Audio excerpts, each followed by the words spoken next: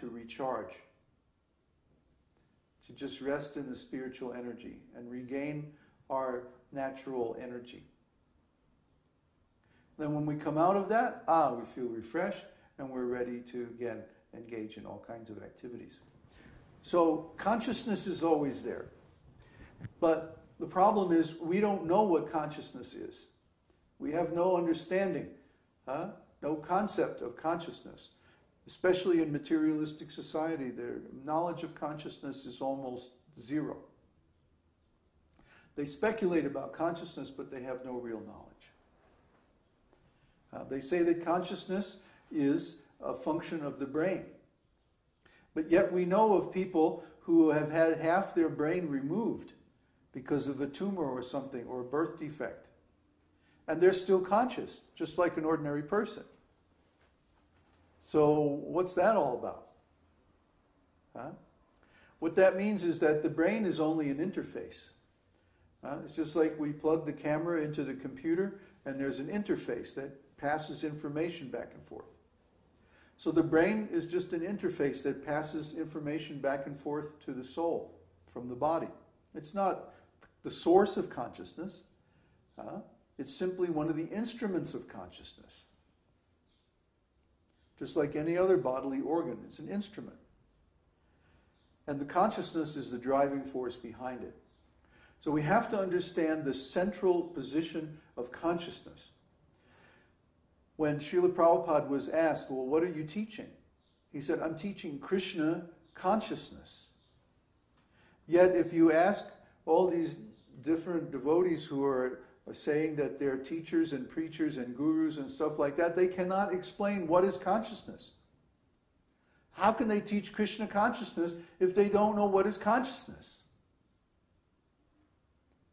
How can you explain Krishna consciousness if you can't explain to somebody what consciousness is? But we have thousands and thousands of words on our website explaining what consciousness is, how it works, how to manipulate it, how to change it, how to deal with it, what it's for, etc., etc., etc., etc. So basically what we're trying to do is change the contents of our consciousness from material to spiritual. Every time we experience something with our consciousness, we create an impression.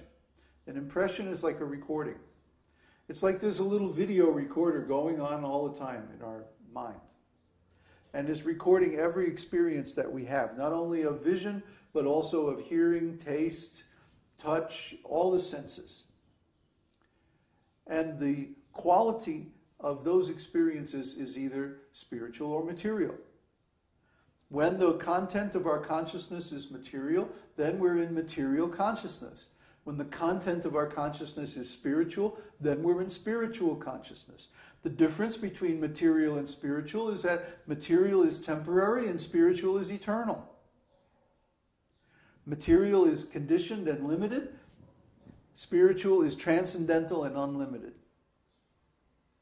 So when we have these impressions of spiritual, unlimited, eternal, transcendental things, that's Krishna consciousness.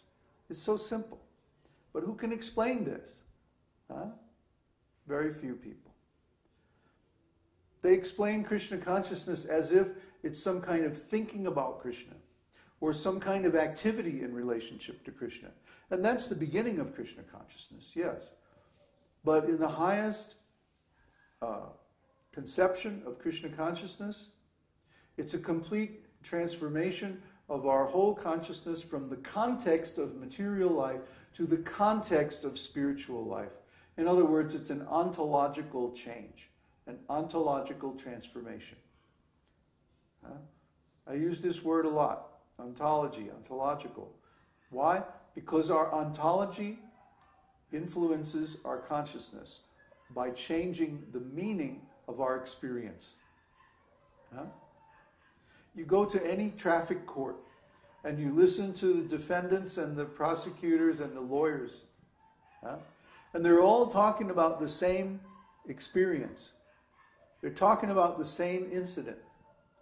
But the description of the traffic officer who gave the ticket and the description of the driver who got the ticket are completely opposite.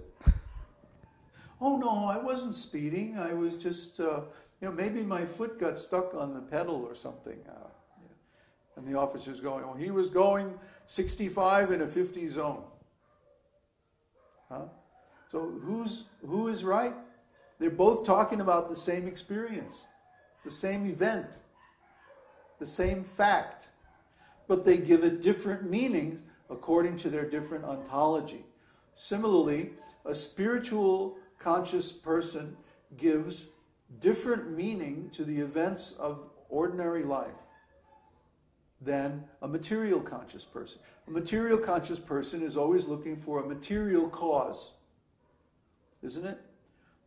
They say, become successful in life by going to a certain school, getting a certain type of degree, or acquiring certain skills, and then doing this, or starting a business, or doing that, or investments, or something like that. Become successful in your material life by doing this, and that.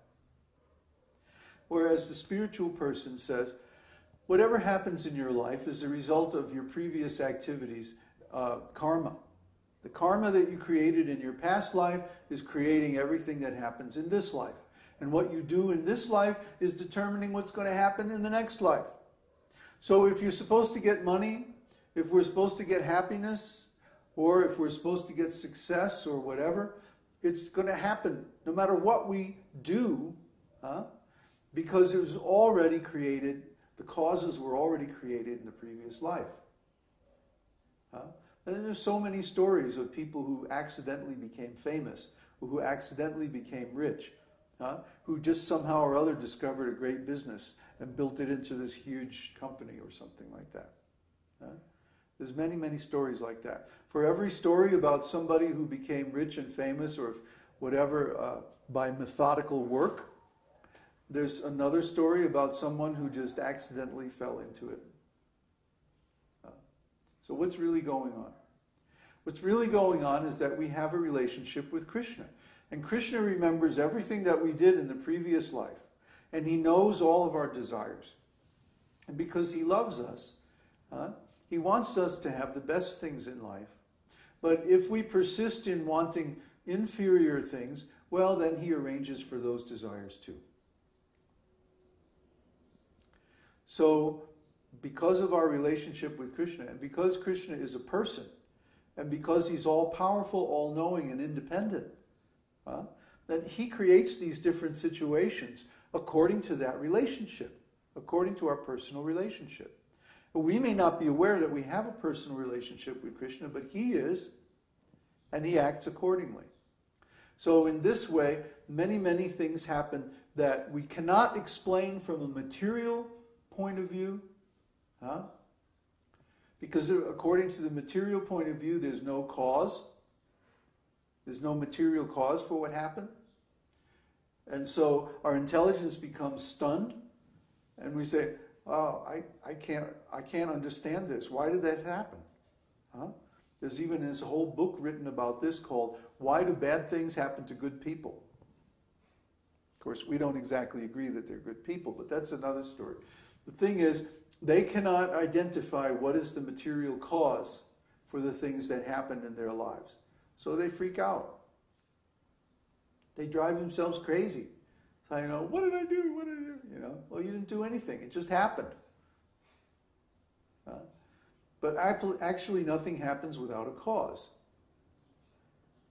And if we look hard enough for the cause, we'll eventually find that Krishna is the cause of everything. So if something happens that we can't understand and that we can't see a clear cause for, then the answer is, well, Krishna did it. Krishna made me do it. And that's right, that's true, he does. He's the one operating the body. He's the one giving energy, memory, intelligence, forgetfulness, satisfying all the desires of the conditioned souls. Because he's the creator and he loves us. So when we go through the process of the esoteric teaching, observing the principles, following the philosophy, educating ourselves in the different literatures and so on, we eventually reach a point where we can see all this. I'm not talking by means of theory, because I read it in a book someplace. I'm talking from my own personal experience of Krishna consciousness. Otherwise, I couldn't talk like this. I'd have notes, I'd have an outline. Well, and then section 2.C1 is that, no. It's direct perception. I see like this. I experience life like this. Because my consciousness has changed through so many impressions of spiritual quality over many, many years. You can also do the same thing. In fact, we have, by our association, avoided so many materialistic experiences